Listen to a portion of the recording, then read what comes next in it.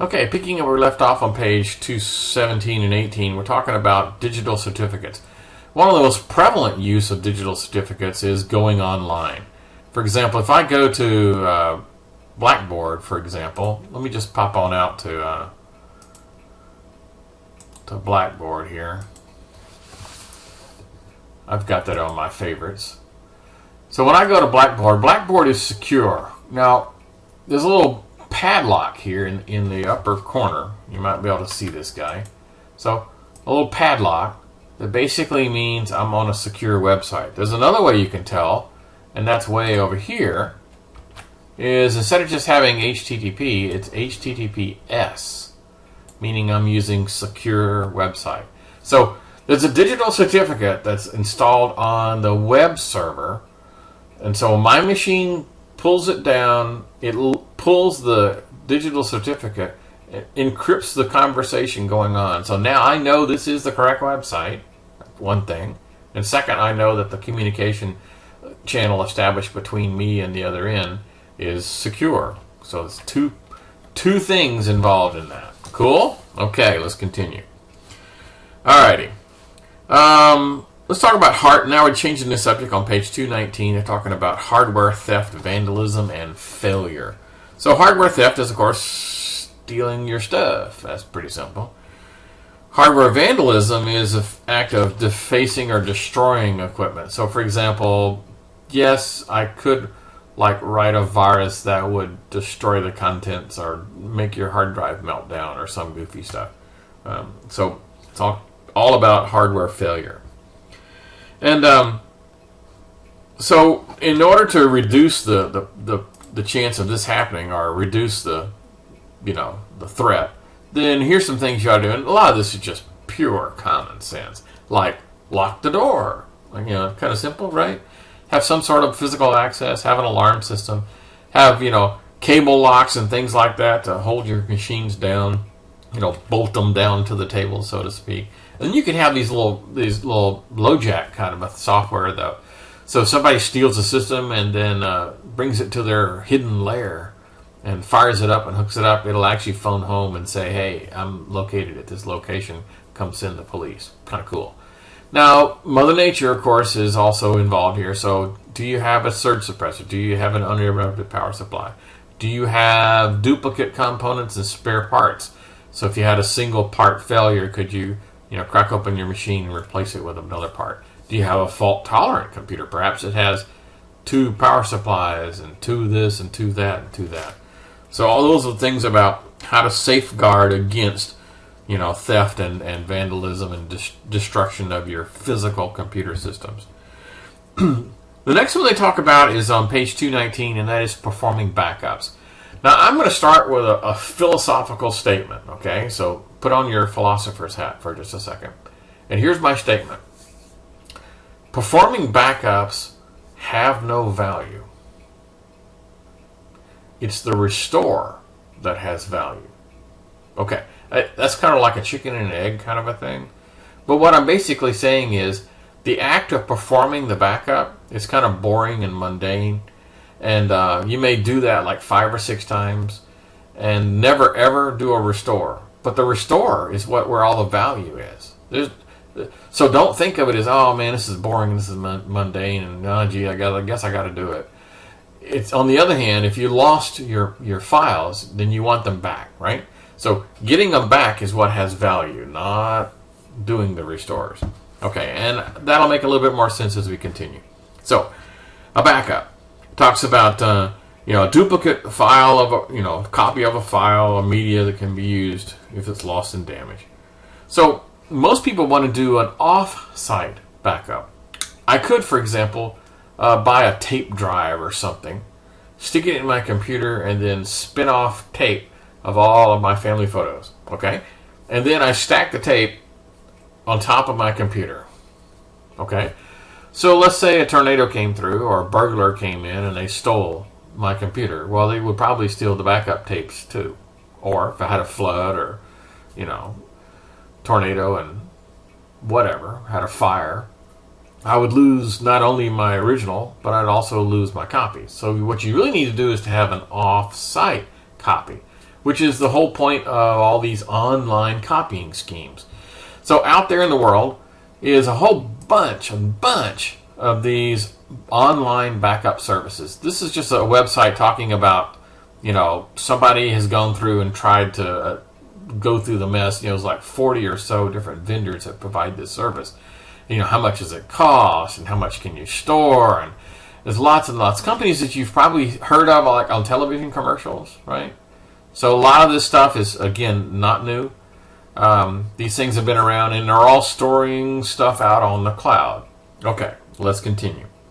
There is a kind of a sort of an issue with how to do backups and restores.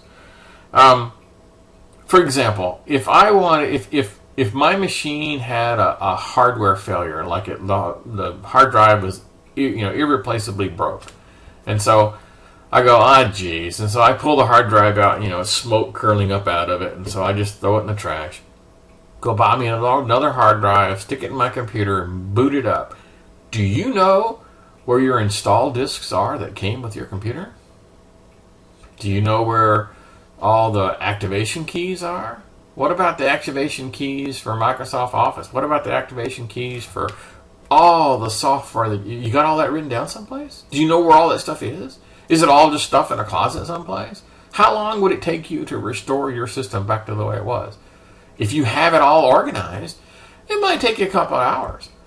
On the other hand, if you had what's called a bare metal restore, which means I don't have an operating system at all on my machine. I have a brand new drive, okay? And so you can boot up your machine like on a CD-ROM and point it to your backup device, and it will restore your entire machine, operating system, everything. So a bare metal restore. Very cool.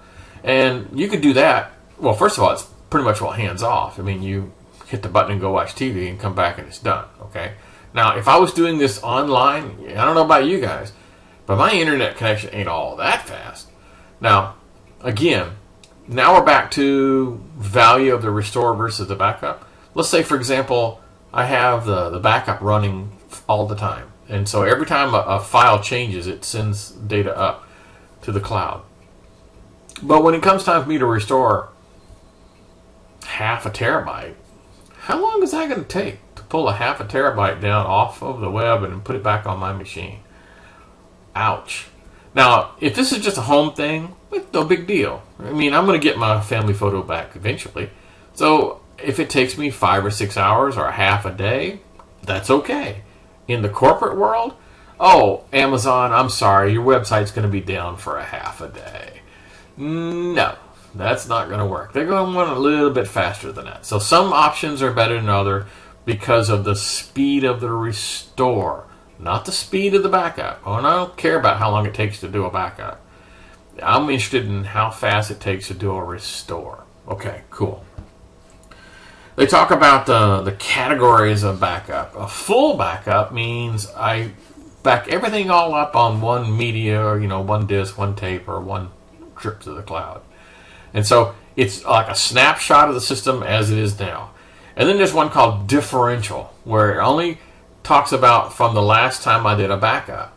So if I did a backup, and so a week later, I don't have to back up everything all over again, do I? Because at half the times, 90% of the files haven't changed in a week. And so all I need to do is back up the things that have changed. Cool? So it's differential and incremental. And there's not really that much difference between differential and incremental. It's just how far back in time do you go. And I'm not going to get into the details on that.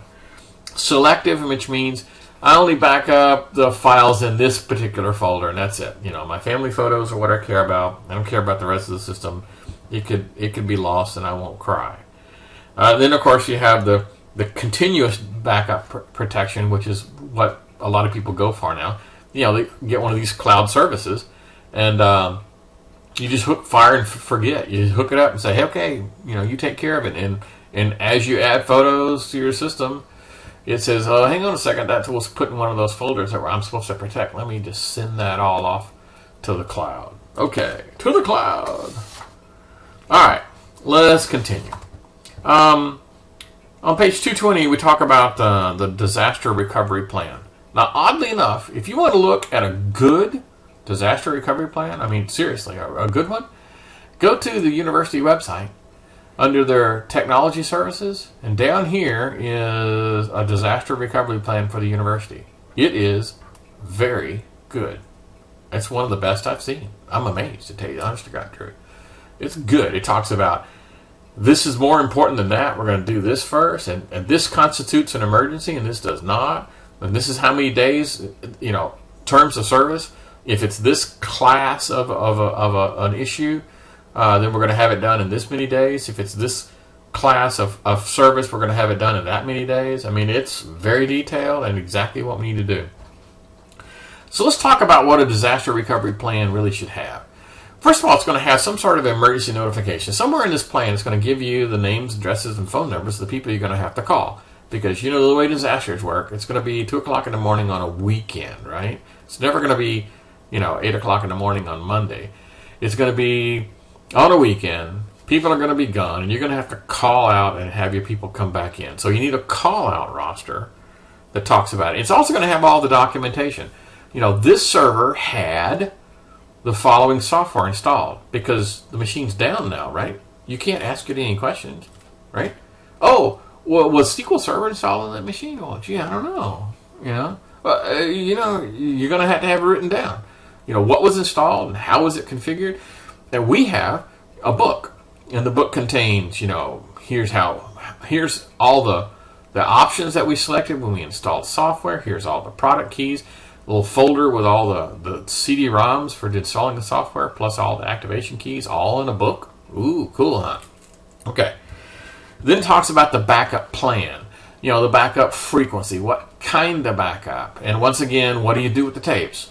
For example, if I have to call out, the third guy on the rung in the IT system and say, quick, we need you to come do a restore, and they don't have the keys to the locker where the tapes are stored, and then I'm really in bad shape. There has to be a system.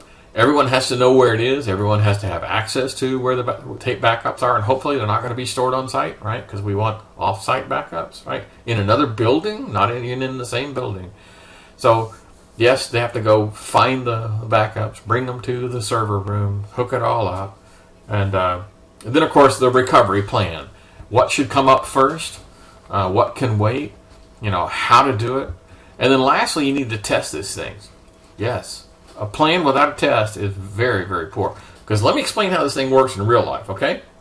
In real life, a critical system is going to fail. You get called out. You're standing there and you're squatting on the floor in the server room trying to figure out what tape goes in the tape drive next, okay? And the corporate boss is standing over your shoulder saying, when's it going to be back up? When's it going to be back up? And every 5 minutes he walks in the room, when's it going to be back up? When's it going to be back up? And your blood pressure is about to explode. So you need a plan that's as simple for the restore. Again, I don't care about how complex the backup is. I'm trying to make the restore as simple as possible. So for example, in my corporate environment, we never did anything other than full backups. Yeah. And the reason is I don't want to have to stick in a tape and then hang around and wait for that tape to stop, and then stick in another tape, and then hang around and wait for another tape to stop, and then stick in another tape and another tape and another tape. What I wanted to be able to stick in one tape, hit the button, and then be able to go walk off and talk to the corporate guy saying, I've got the tape in, it's running. I've looked at my watch, and it looks like it's going to be ready in 45 minutes. Okay, that's what I want to be able to do. I want the simplest possible restore. I don't care how complicated the backup is. How many times have I said that? Like, maybe that's important. Like, ding, ding, ding, ding, ding. That's going to be on a test somewhere? Yes. The restore is more important than the backup. Yes, very much so. Okay, now that I beat that in your poor little heads, this is a good place to stop for the 15-minute mark. We'll pick this thing up again in just a few.